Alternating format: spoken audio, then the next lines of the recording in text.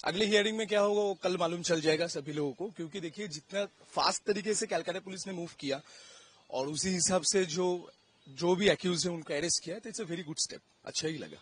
अगर इंसिडेंट की बात करें गैंगरेप की, तो क्या क्या ऐसा आया था जिसके हिसाब से आप लोगों ने एक्ट लगाए हैं, और क्या इसकी सजा हाईएस्ट से हाईएस्ट हो? देखिए हम लोगों ने कोई एक्ट नहीं लगाया, पहली बात है। पीड़िता ने जब जाके एफआईआर लॉन्च किया या एफआईआर जाके जब दर्ज किया, उसके बेसिस पे जो मैटर सामने आया कि ये क्लियर कट एक चीज है जो गैंगरेप है। On the basis of that highest जो पनिशमेंट होगा shall not be less than 20 years, but it may lead up to life imprisonment.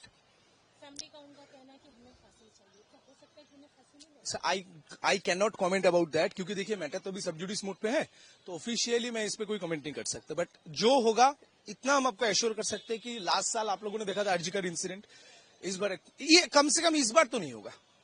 Accused जो है आप उसके बैचमेट भी हैं, आपको लगा था कभी कि वो इस तरह? नहीं, मुझे ऐसा कभी नहीं लगा। मतलब क्यों हुआ, कहां से हुआ, कैसे हुआ मुझे मालूम नहीं, बट मुझे कभी नहीं लगा। उसकी एक्टिविटी के बारे में नहीं, बहुत देखिए उल्टा साइड भी दिखाना बहुत इंपॉर्टेंट होता है। सब लोग दोषी ये कर रहा है, वो है, ये है, लेकिन असल में देखेंगे he was a very helpful person to some extent. आज किया है तो definitely he is guilty, no doubt about that. जब अगर गिल्ट प्रूव हो जाए तो उसका जो सिचुएशन होगा एकदम टाइट हो जाएगा, लेकिन मैंने ऐसा कभी कुछ नहीं देखा। आप दोनों को ही अच्छे से जानते थे? बहुत अच्छे। देखिए पीड़िता जो है वो मेरे स्टूडेंट भी है, पहली बात, और जो एक्यूज है वो मेरा बैचमेट भी है। हाँ, लास्ट 2-3 सालों से उतना अच्छा कॉन्टेक्ट तो था नहीं, उतना मतलब बातचीत नहीं होता, लेकिन मालूम था। अब ये इंसिडेंट हुआ, दिस इज वेरी अनफॉर्चुनेट। क्या होगा चलते देखते हैं। बाकी दो जूनियर्स जो हैं वो भी इसमें इन्वॉल्व है?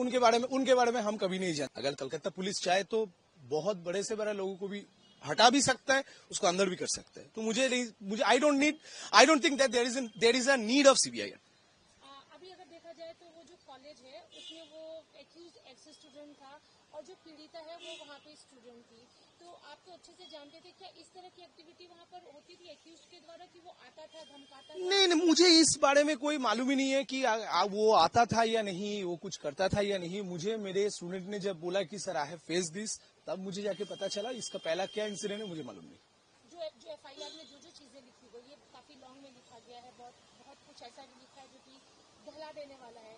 ऐसा लगता है मनोजीत ऐसा इस माइंड स्टेट का इंसान था? मुझे मालूम नहीं, क्योंकि देखिए किसी का माइंड सेट मैं कैमरे के सामने बैठ के जज नहीं कर सकते, क्योंकि आप मेरे सामने कुछ और हो सकते हैं, प्रेस के सामने कुछ और हो सकता है, अपना घर में कुछ और हो सकता है, दोस्तों के साथ अलग हो सकते हैं। तो किसका माइंड सेट क्या है मुझे मालूम नहीं, बट जो सिचुएशन हुआ है दिस इज वेरी अनफॉर्चुनेट।